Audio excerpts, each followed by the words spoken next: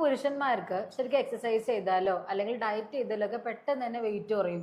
പക്ഷെ ഈ സ്ത്രീകൾ എത്ര ഡയറ്റ് ചെയ്താലും എത്ര വർക്കൗട്ട് ചെയ്താലും ഒക്കെ വെയിറ്റ് ഒരു പരിധിയിൽ കൂടുതൽ കുറയുന്നില്ല. എന്തായിരിക്കും അതിന് കാരണം? ഇതിന് പ്രധാനമായിട്ട് 2 കാരണങ്ങളുണ്ട്.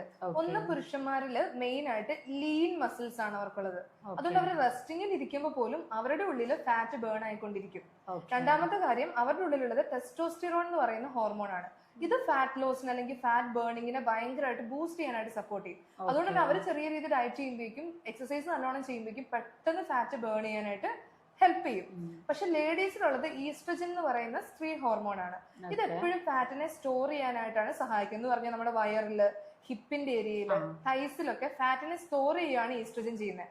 എന്തുകൊണ്ടാണെന്ന് വെച്ച് കഴിഞ്ഞാൽ നമുക്ക് പീരീഡ്സിന്റെ സമയത്ത് ഹോർമോൺ പ്രൊഡക്ഷന് അല്ലെങ്കിൽ ഫെർട്ടിലിറ്റിക്കൊക്കെ വേണ്ടിയിട്ട് സ്ത്രീകൾക്ക് എന്തായാലും ഫാറ്റ് ആവശ്യമാണ്. അപ്പൊ അതിനുവേണ്ടി ഉപയോഗിക്കാനായിട്ട് ശരീരം എപ്പോഴും ഫാറ്റിനെ സ്റ്റോർ ചെയ്യാനാണ് ടെൻഡൻസി കൂടുതൽ.